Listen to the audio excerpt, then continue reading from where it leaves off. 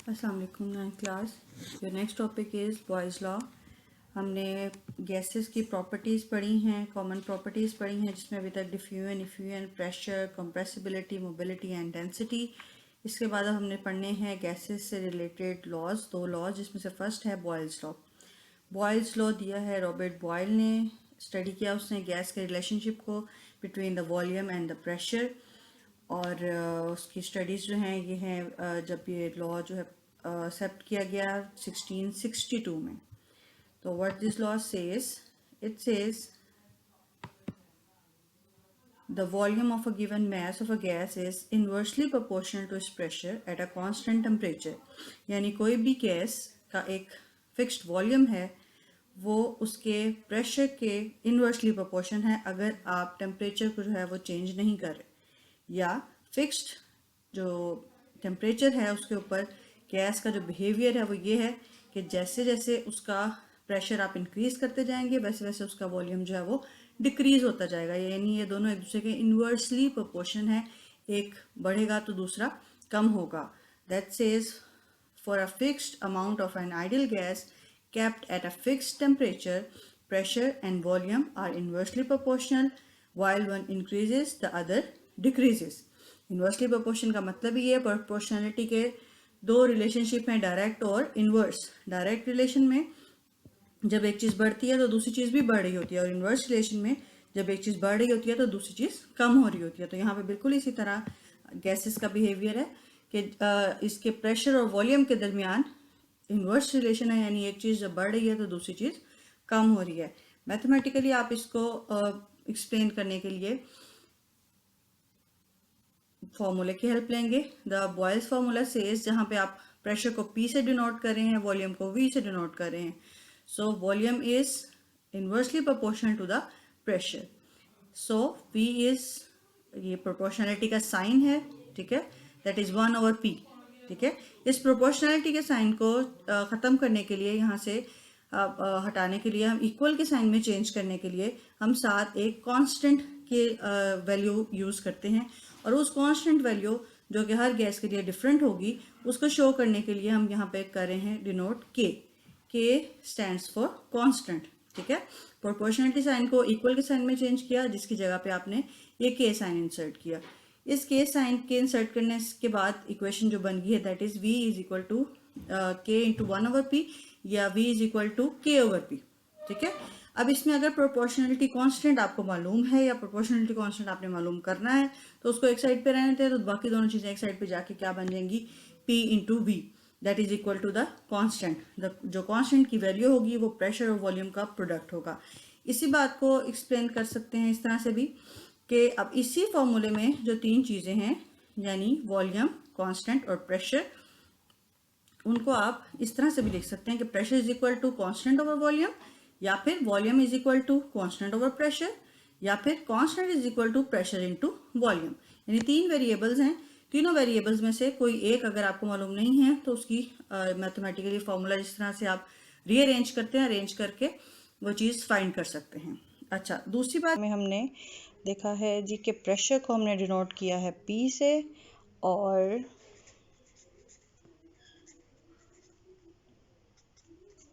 Volume को हमने denote किया है V से। ठीक है, और जो इनके दरमियान रिलेशन है that is the inverse relation, that volume is proportionality sign and proportion to the inverse of pressure. ठीक है, so volume is inversely proportional to the pressure. अब इस प्रोपोर्शनलिटी साइन को चेंज करने के लिए हम इसकी जगह पे लिखेंगे constant, that will be the के। ठीक है, और बाकी सारी इक्वेशन जो है वैसे की वैसे ही लिखेंगे, और इस प्रोपोर्शनलिटी की जगह पे आएगा इक्वल का साइन। ठीक है, अब इस के को आपने डिफाइन करना है यहाँ पे कि ये कैसे कांस्टेंट है, P दूसरी साइड जाके V into p, that is equal to constant. ठीक है, अब ये जो कांस्टेंट है, क्योंकि ये सेम है इसलिए हम इसकी जो डेरिवेशन है वो इस तरह से करेंगे कि the product of volume and pressure will be the same. यहाँ पे ये कि अगर कोई एक गैस फिक्स है, ठीक है, उसका जो फर्स्ट प्रेशर है उसको अगर आप 1 से डिनोट करें तो वो आपका होगा first volume, first pressure and first volume. फिर आप उसका प्रेशर इंक्रीज कर देते हैं अगर, तो वो होगा उसका second pressure and second volume. तो इस केस में जहाँ पे आपने ये डिराइव किया है p v is equal to k, तो वही गैस जो है उसका फर्स्ट वॉल्यूम और सेकंड वॉल्यूम का जो प्रेशर एंड वॉल्यूम का जो प्रोडक्ट है वो एक दूसरे के बराबर होगा। अगर गैस सेम है, क्योंकि कांस्टेंट वैल्यू सेम है, कांस्टेंट सेम है, तो उनका प्रोडक्ट भी सेम होगा। So here the alternative definition of the Boyle's law comes that says the product of the pressure and the volume of a fixed mass of a gas is constant at a constant temperature। ठीक है, ये temperature change नहीं हो रहा, gas भी same है, तो उसका प्रोडक्ट जो है वो सेम रहेगा।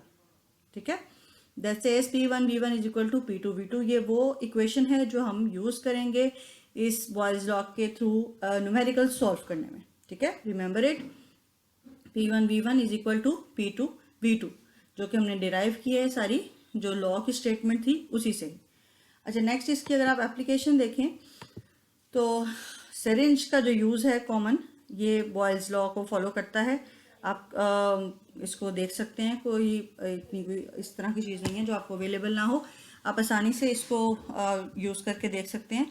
और अगर नहीं अब तक गौर किया तो अब करें कि किस तरह से हम उसको पीछे से पुश करते हैं, पहले पीछे की तरफ खींचते हैं, उसमें एयर फिल हो जाती है, और फिर उसको पुश करते हैं। तो जैसे जैसे पुश करते जाते हैं तो जो वॉल्यूम अगर उसमें वो लिक्विड है उसका वॉल्यूम जो है वो कम होता जाता है, कुछ इस तरह से। हाई प्रेशर होता जाता है लो वॉल्यूम, और जब प्रेशर लो होता है तो वॉल्यूम भी सिरिंज के अंदर जो लिक्विड है उसका हाई होता है। अच्छा जी, from your books this law is verified through this experiment, and experiment says, अब यहाँ पे इसको समझने के लिए आप देखें अपनी बुक पे पेज नंबर 79, ये डायग्राम मौजूद है, पेज नंबर 79 फिगर 5.1।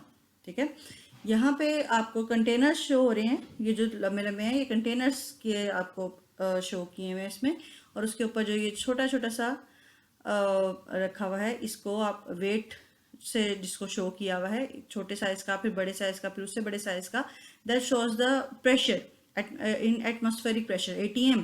हमने प्रेशर के यूनिट पढ़े हैं, आपको पता है ATM is the pressure unit of the pressure. तो एक कंटेनर है, ठीक है, उसका जो फुल वॉल्यूम है वो 1 डेसीमीटर क्यूब है, और उसके ऊपर प्रेशर जो है वो इस वक्त अप्लाई हो रहा है 2 एटमॉस्फेरिक प्रेशर।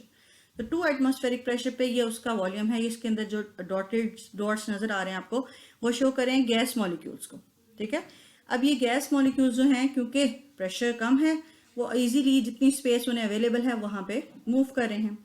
अब जैसे ही आपने उस पर प्रेशर इंक्रीज किया, यहाँ पे देखें इसका साइज भी बड़ा है और ऊपर लिखा हुआ भी है कि 4 एटमॉस्फेरिक प्रेशर कर दिया। 4 एटमॉस्फेरिक प्रेशर करने से क्या हुआ कि प्रेशर इंक्रीज होने से जो एरिया था वो तो उसके लिए कम हुआ ही, तो अब उनके पास जितनी स्पेस रह गई है वो उसमें आकर एडजस्ट हो गए हैं, यानी उनका वॉल्यूम डिक्रीज कर गया है। अब यहाँ से ये फर्स्ट और सेकंड जार को देखते हुए फर्स्ट और सेकंड इक्वेशन देखें नीचे, कि फर्स्ट इक्वेशन में जहाँ 2 एटमॉस्फेरिक प्रेशर था वहाँ पे वॉल्यूम था 1 डेसीमीटर क्यूब। ठीक है, तो जिसका प्रोडक्ट क्या हुआ 2 ATM पर डेसीमीटर क्यूब।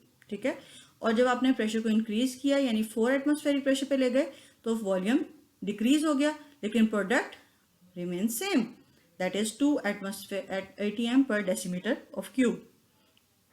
अब दोबारा ये देखें थर्ड जार की तरफ, वही जार है सेम, बस उसके ऊपर अब प्रेशर जो है वो और इंक्रीज कर दिया है। अब प्रेशर की वैल्यू है 6 एटमॉस्फेरिक, तो 6 एटमॉस्फेरिक प्रेशर पे जो वॉल्यूम है वो मजीद कम हो गया है। गैसेस यहाँ से भी आप देख रहे हैं कि कंप्रेस होती जा रही हैं, जितनी जगह उन्हें अवेलेबल है वो उतनी जगह में एडजस्ट हो गई है, वॉल्यूम और कम हो गया है, और ज़्यादा कर दिया pressure, that is 8 atmospheric pressure, maximum pressure कर दिया उसके ऊपर, तो उसका वॉल्यूम और ज़्यादा कम हो गया है। लेकिन इन सब के बावजूद जो दोनों का प्रोडक्ट है वो सेम आ रहा है। अब आप देखें P3 and P4, V3 and V4 की तरफ, इसको आप कैलकुलेटर पे मल्टीप्लाई करके देखेंगे, सेम यही आएगा आंसर। इसको कंफर्म करें, ठीक है, 6 को आप मल्टीप्लाई करें 0.33 से तो आपके पास आंसर 2 ही आएगा, यानी प्रोडक्ट सेम है। That says it proves the Boyle's law that the product of pressure and volume at a constant temperature for a fixed mass of a gas will remain the same. Okay, यहाँ से इस experiment के through इसको हमने verify भी कर लिया। I hope आपको इसकी समझ आई होगी। So in conclusion it states that at constant temperature, the absolute pressure and the volume of a gas are inversely proportional. And the second conclusion which can be drawn that the product of absolute pressure and the volume is always constant. ये दो बातें हैं। पहली बात उनके relationship की कि उनके दरमियान इन्वर्स रिलेशन है वॉल्यूम एंड प्रेशर के दरमियान, और दूसरी बात कि उनका जो प्रोडक्ट है वो हमेशा कांस्टेंट रहेगा। इसको हमने वेरीफाई भी कर लिया इस एक्सपेरिमेंट के through. So that's all from the Boyle's law. अगर इसको यहाँ तक रिवाइज कर लें तो सबसे पहले हमने इसकी डेफिनेशन देखी। बॉयल्स लॉ रॉबर्ट बॉयल ने दिया 1662 में, और उसके इसमें गैस के प्रेशर और वॉल्यूम के रिलेशन को पढ़ा, और उसने इसके बारे में यही कहा कि जो प्रेशर है गैस का वो उसके वॉल्यूम के इन्वर्सली प्रोपोर्शन है, इन्वर्स रिलेशन है। फिर हमने डिराइव किया इसकी इक्वेशन, और उस इक्वेशन के थ्रू हमने इसका फॉर्मूला डिराइव किया, that is equal to v p is equal to k. और for the constant for same gas the value of the constant remain same, so P1 V1 is equal to P2 V2। और यहाँ से फिर हमने इसकी application भी देखी, और साथ ही आपने इसकी एक्सपेरिमेंटल वेरिफिकेशन भी देख ली है डायग्राम के through. So simple and so easy, और यही दो इसके कंक्लूजन है जो कि आपको एग्जैक्टली लर्न भी करने हैं। That's all from the topic of Boyle's law. Thank you for watching. आज ही इसको लर्न करें और बुक से एक दफ़ा पढ़ें, इंशाल्लाह you will understand it. Thank you so much. अल्लाह हाफिज़।